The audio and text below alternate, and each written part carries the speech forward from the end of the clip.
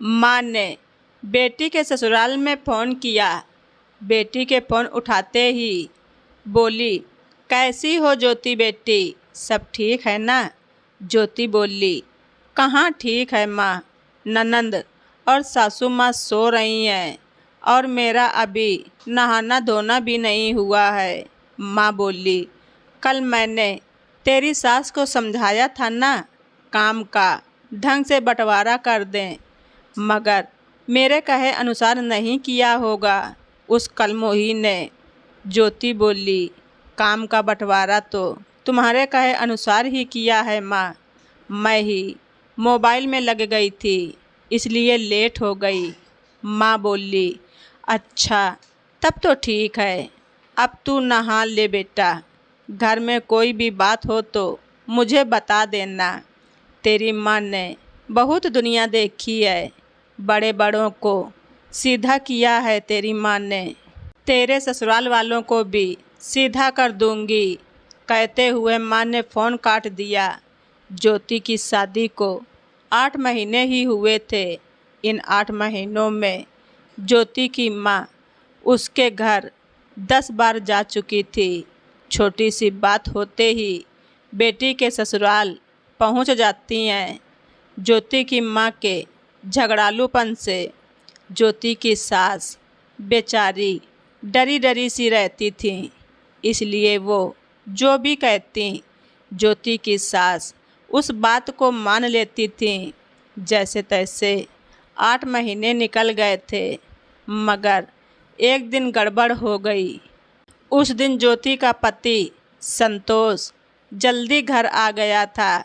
सुबह ऑफिस के लिए जो टिफ़िन लेकर गया था वो किसी कारणवश उसे खा नहीं पाया था, इसलिए उसे जोर की भूख लगी थी। वो आते ही बोला, आज खाना नहीं खा पाया मैं, अब बड़ी जोर की भूख लगी है, जल्दी खाना बना दो यार। ज्योति खाना बनाने की तैयारी कर ही रही थी कि उसकी माँ का फ़ोन आ गया। उस दिन ज्योति की माँ कहीं से घूम कर आई थी और वो वहाँ की सारी जानकारी ज्योति को बता रही थी। इस बातचीत में माँ बेटी की बात थोड़ी लंबी चल निकली। 2 घंटे हो गए, फिर भी वो दोनों फ़ोन पर लगी हुई थीं। संतोष बार बार ये देखने आता था कि खाना बनना शुरू हुआ कि नहीं। जब 2 घंटे तक खाना बनना शुरू नहीं हुआ तो उसे गुस्सा आ गया। वो गुस्से में दौड़ते हुए ज्योति के पास आया और उसका फ़ोन छीनकर फर्श पर दे मारा। फ़ोन इतनी ज़ोर से फर्श से टकराया था कि उसके पुर्जे पुर्जे बिखर गए। उसके बाद हंगामा हो गया। बीच में तेज़ आवाज़ के बाद फ़ोन कट गया था, इसलिए ज्योति की माँ ने घर के दूसरे मोबाइल पर काफ़ी बार फ़ोन किए। जब किसी ने भी नहीं उठाया तो वो घर आ पहुँची और बोली, मेरी बेटी फ़ोन में बिजी थी तो अपनी माँ या बहन से खाना बनवा लेते। तब संतोष की बहन बोली, शाम का खाना बनाने की जिम्मेदारी आप ही अपनी बेटी को सौंप कर गई थी, तो हम खाना क्यों बनाएं? जिसका नंबर हो वही बनाए। फिर काफ़ी बहस हुई और गुस्से में ज्योति की माँ अपनी बेटी को अपने साथ ले गईं। 5 महीने हो गए थे ज्योति को अपने मायके में बैठे हुए। ज्योति की माँ ने कई बार संतोष को फ़ोन किया कि अपनी पत्नी को आकर ले जाए, मगर संतोष नहीं आया। ज्योति की माँ ने संतोष को धमकी भी दी कि अगर वो ज्योति को नहीं लेकर गया तो वो पुलिस के पास जाकर रिपोर्ट दर्ज करवा देंगी। फिर भी संतोष नहीं आया। आखिर में ज्योति की माँ बेटी को लेकर थाने चली गई। थानेदार से बोली, मुझे अपनी बेटी के ससुराल वालों पर मेरी बेटी को प्रताड़ित करने और दहेज मांगने का मुकदमा दर्ज करवाना है। थानेदार बुजुर्ग आदमी था और अनुभवी समझदार था, इसलिए उसने कहा, पहले ज्योति के ससुराल वालों को यहीं बुलाते हैं। मुकदमा होते ही रिश्ता टूट जाएगा, इसलिए पहले एक कोशिश समझौते की करते हैं। फिर ज्योति के पति और सास को बुलाया गया। थानेदार ने अकेले में उनकी सारी बातें सुनी।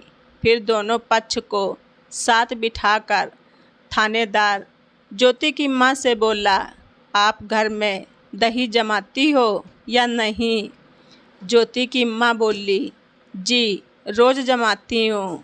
थानेदार बोला, दही जमाने के बाद आप उसमें उंगली डालकर कितने बार चेक करती हो कि दही जमा या नहीं? ज्योति की माँ बोली, एक बार भी नहीं चेक करती हूँ। अगर ऐसा करूँगी तो दही जमेगा नहीं, और यदि जमेगा भी तो वो अच्छा नहीं जमेगा। थानेदार बोला, जब आप दही जमाने के बाद उसमें उंगली नहीं करती तो फिर बेटी के शादीशुदा जीवन में क्यों उंगली कर रही हो? उन्हें अपनी ज़िंदगी में सेट क्यों नहीं होने देती हो? अरे उनकी अभी नई नई शादी हुई है, अभी एडजस्ट होने में वक्त लगेगा। ये रिश्ता आपकी बार बार उंगली करने के कारण टूटने के कगार पर है। फिर थानेदार ने कहा, मैं ज्योति को उसके ससुराल भेज रहा हूँ। ज्योति भी जाने के लिए तैयार है, इसका पति भी उसे ले जाने के लिए तैयार है। शर्त यही है कि आप बीच में दखल अंदाजी ना करें। उसके बाद ज्योति अपने ससुराल आ गई और अब 2 साल बीत गए। वो अपने ससुराल में अच्छी तरह से एडजस्ट हो गई है और अब वो एक बच्चे की माँ भी बन गई है। दोनों का जीवन हंसी खुशी बीत रहा है। तो दोस्तों, आप सभी लोगों को हमारी ये स्टोरी कैसी लगी कमेंट बॉक्स में ज़रूर लिखें। चैनल पर नए हैं तो सब्सक्राइब करना ना भूलें। धन्यवाद। रिचा वॉइस।